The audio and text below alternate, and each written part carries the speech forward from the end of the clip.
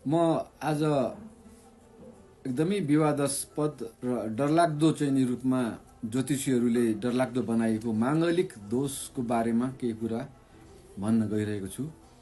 हाम्रो समाजमा माङ्गलिक दोष भन्दा पनि माङ्गलिक योग भन्नु उपयुक्त हुन्छ, किनभने यो दोष कसैको होइन, यो योग बनेर आएको हो।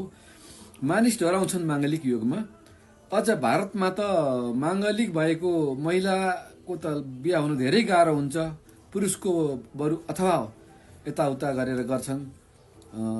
माङ्गलिकको चाहिँ जोडी मिलाएर बिहा गर्नुपर्छ भनेर पनि उनीहरू कुरा गर्छन्, किनभने दुइटै आगो तत्त्व हुन्, अग्नि तत्त्व, दुइटै आगो आगो भयो भने मेल हुन सक्छ भनेर भन्ने एउटा तर्क पनि छ। वास्तवमा यो जातकले चाहेर भएको योग होइन, यसमा व्यक्तिको कुनै दोष छैन, तर माङ्गलिक दोष एउटा जेनेटिकबाट पनि आउँछ भन्ने वैज्ञानिकहरूको मान्यता छ। यसरी जेनेटिक रूपमा आएको माङ्गलिक दोष चाहिँ 28 वर्ष नागेपछि विवाह गर्न सको भने अथवा विवाह भयो भने यो दोष निवारण हुन्छ भन्ने एउटा मान्यता छ, तर यसको वैज्ञानिक पक्ष भने छैन। कहीँ कतै पनि यसरी 28 काटेपछि विवाह भएपछि उसको राम्रो हुन्छ भनेको छैन। यदा कदा कहिले काहीँ कुकुरलाई हान्दा ढुकुरलाई लागेको अवस्थाको हुनसक्छ। यसरी चाहिँ नि पनि हाम्रो समाजमा चित्रण गरिन्छ।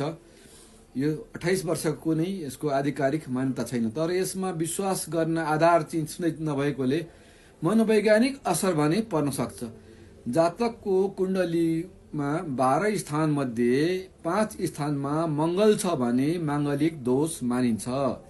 जातकको 5, 4, 7, 8 र 12औं भावमा मङ्गल बसेको छ भने माङ्गलिक योग हुन्छ। अझ दक्षिण भारतमा त जातकको कुण्डलीको दोस्रो भागलाई पनि माङ्गलिक दोष मानिन्छ। यसरी हेर्दा कुण्डलीको 12 भावमा 6 भावमा चाहिँ लगभग माङ्गलिकै देखिन्छ। यसरी विश्वका लगभग आधाउधी मान्छेलाई माङ्गलिक दोष हुन्छ, तर के यो विश्वका आधाउधी मान्छेहरू चाहिँ अपसगुन हो अथवा चाहिँ अनर्थ हो अथवा ठुलो चाहिँ अपराध हो अथवा ठुलो चाहिँ नि कुण्डलीमा गडबड हो त? होइन, अवश्य होइन।